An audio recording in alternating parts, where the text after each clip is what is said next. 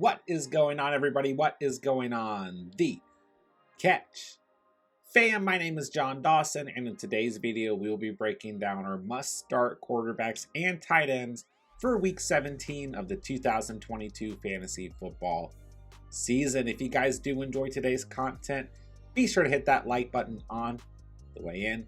Hit that subscribe button. Of course, if you're new to the channel, it really does help us out when you guys hit that like and consider subscribing. And please feel free to drop any comments, questions, concerns pertaining to the 2022 fantasy football season down below. I'll get back to you guys as soon as I possibly can. Keep in mind, during today's video, we are not going over obvious must-start players like Patrick Mahomes or Travis Kelce. We are looking at slightly lower tier quarterbacks and tight ends who have very great matchups or very good opportunities, who have still been productive on the season, who I think should be in your lineups going into Week 17.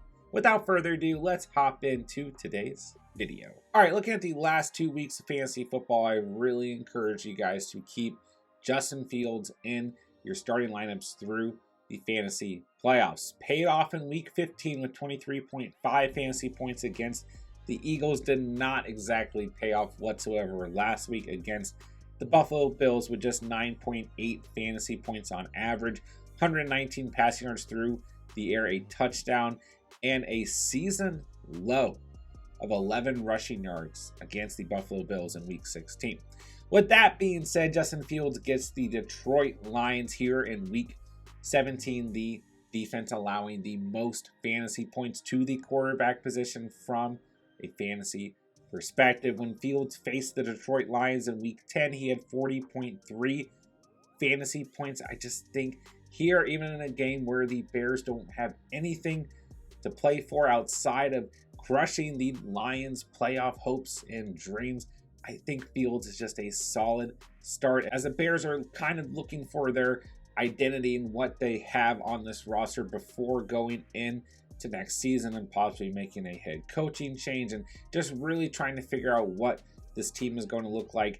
Obviously, it's going to be formed around Justin Fields next season. I really think Fields just has too good of a matchup to ignore here in Week 17. I'm putting my faith in him one more time here in Week 17 of the 2022 fantasy football season. All right, next up on the list, I've got Dak Prescott going up against the Tennessee Titans. Prescott has been a quarterback I've really liked throughout the fantasy playoffs. 22 fantasy points in Week 15, then 28 points last week against the Philadelphia Eagles. That was a season high for Prescott.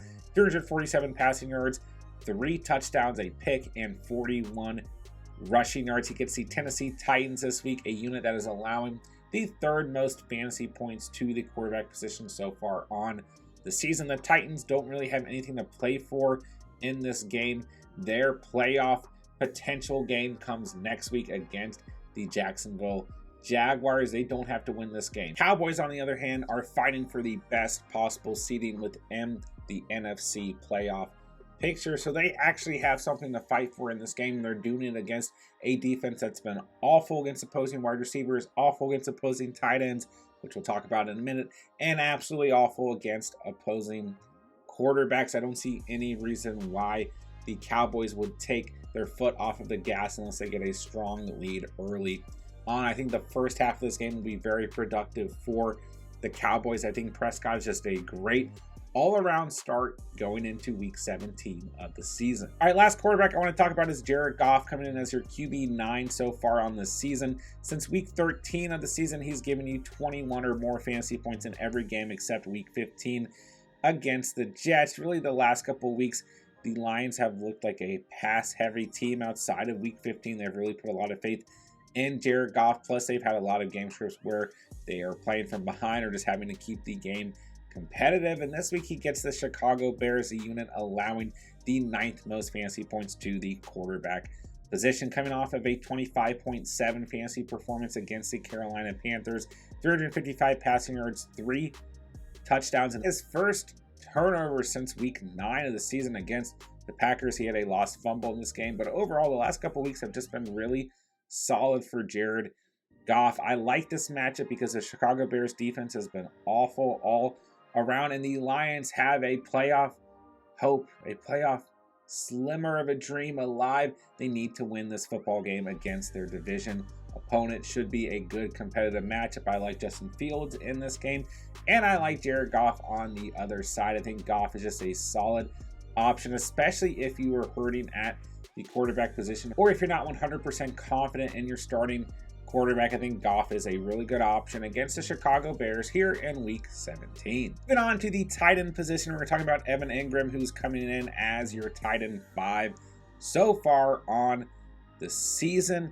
I was worried about Engram last week in the rain against the Jets, etc., etc. This looked like an awful game script. Thursday Night Football, he had 18.3 fantasy points, 7 receptions off 8 targets, and 113 receiving yards, his second highest receiving mark on the season. He gets the Houston Texans this week, a unit allowing the 14th most fantasy points to the tight end position. I've heard a lot of buzz about how, this game isn't going to be very competitive for the Jags. We talked about the Titans not needing to keep things competitive at all until next week. But to my understanding, the Jaguars still have a wild card scenario, even if they lose to Tennessee next week, but they would have to win this game. So I still think the Jaguars are going to keep this game as competitive as possible unless they get a really strong lead early on. And at the end of the day, I'm just not taking Evan Engram out of my starting lineup, especially after last week. I was worried about Engram. He wasn't necessarily a must start for me last week, and like we said, he had an amazing game.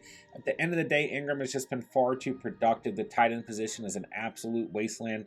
Engram should stay in your starting lineups against the Houston Texans here in week 17. Next up on the list, we've got Tyler Higbee coming in as your tight end 7 so far on the season. Started off the year very, very productive in the first 5 weeks of the season, then had a slump, kind of a resurgence, then another slump, and then he's really come back to life here in weeks 15 and 16. 30.4 fantasy points in week 16 against the Denver Broncos, 11 targets, 9 receptions, 94 receiving yards, and 2 touchdowns. He had a touchdown against Green Bay in week 15. This week he gets the Chargers, the unit that is allowing the 18th most fantasy points to the tight end position. Not necessarily the best overall matchup, but I just think that Higbee has been really involved for a Baker Mayfield-led Rams team. Didn't really think we'd be saying that after the Rams won the Super Bowl last year, but it is what it is. This Rams team doesn't have anything to play for. The Chargers do have something to play for. They are fighting for the best overall seeding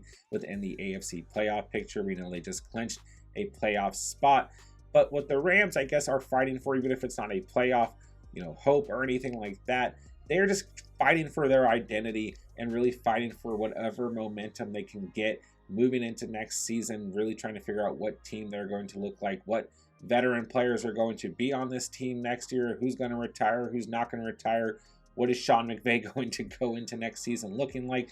Baker Mayfield's playing for the contract of his life, so he loves Tyler Higbee. Higbee has been really solid the last 2 weeks. He's still had a good overall season in comparison to most tight ends out there. And once again, the tight end position has just been so bad this year. If you own Higbee, I think he's a very solid start moving in to week 17. All right, last on the list, I've got Dalton Schultz facing the Tennessee Titans. We talked about them earlier. This is a unit that is just awful against anyone that throws a football or catches the football. Dalton Schultz has been pretty frustrating as of late. Really, his stat lines kind of fluctuate back and forth between double digits or close to double digits, and then single digits if you look at the last couple of weeks. 17 points, 5 points, 19 points, 5 points, 14 points, 3.5, 7.3. So overall, a frustrating tight end to own, but I think here in the fantasy championship for a majority of fantasy managers, he's just a really solid start. I think you put your faith in Dalton Schultz. I think the first half of this game is going to consist of a lot of offense from the Dallas Cowboys. I think Dalton Schultz will be a big beneficiary of that. And at the end of the day, if the Tennessee Titans do make this game competitive, I don't 100% want to count them out. They've still got a very competitive head coach in Mike Vrabel. They've still got a chance to make the playoffs. You don't know at the end of the day, right? But what we do know is that this secondary is awful and that this team is very bad against opposing wide receivers, tight ends, and quarterbacks. I just think Schultz all around is a solid start moving in to week 17. And that'll do it for today's video. If you guys did enjoy the content today, be sure to hit that like button on the way out. Hit that subscribe button, of course, if you are new to the channel. It really does help us out when you guys hit that like and consider subscribing. And please feel free to drop any comments, questions, concerns pertaining to the 2022 fantasy football season down below. I'll get back to you guys as soon as I possibly can. And be sure to look out for our next fantasy Q&A live stream. We would love to have you there. With that, I'll say thank you guys so much for watching and or listening. And remember, you saw it here on The Catch.